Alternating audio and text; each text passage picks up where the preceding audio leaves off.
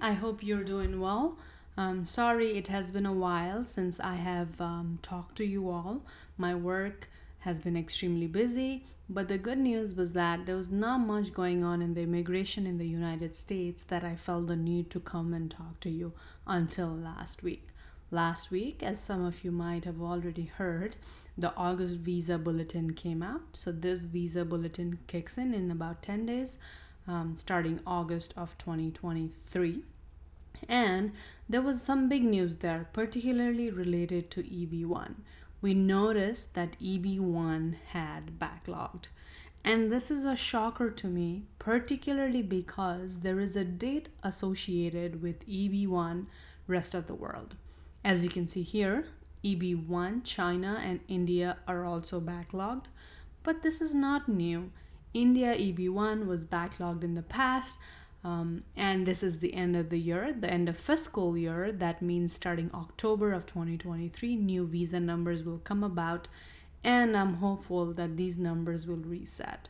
However, what shocked me was that there is a number associated with EB1 rest of the world. That to me is a really big concern. And that is because the way these green card numbers work is that EB1 generally do not fill up. So EB1 rest of the world green card generally percolates down to EB1 China and EB1 India, after which it comes down to then EB2 and then EB3. So the fact that EB1 rest of the world already has a number means that there's a massive demand for EB1 rest of the world, and highly likely there will not be extra green cards that will then flow down to EB2 and EB3. Okay, now let's take a further look into EB2. As you know by now that EB2 rest of the world also has been backlogged. So the number is still at 1st April 2022. EB3 has backlogged a little more, and rest of the world is stuck on May 1st 2020, and India and China are further behind. Okay, so what does this mean, and what is USCIS expecting going forward? To see that, let's scroll down to the footnotes section of the visa bulletin. In the footnotes section, USCIS says three important things. One, they expect EB1 rest of the world to go back to current starting October. So this is a good news. That means that you will not have to wait to apply for I-485 if you're from rest of the world.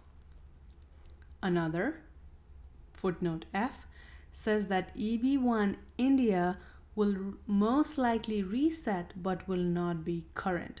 So what they're saying is that, the final action date will not be January of 2012, but it will most likely come back. However, they do not expect these numbers to be current even in October.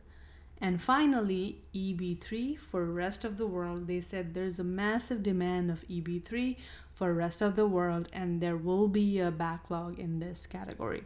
So if you're someone who qualifies for EB3 and EB2 and are from rest of the world, I highly recommend that you go ahead and apply in EB2 category, because as you saw, EB2 is still a little ahead of EB3. And as you know, if you are someone who qualifies for EB2, you will most likely qualify for downgrade in EB3.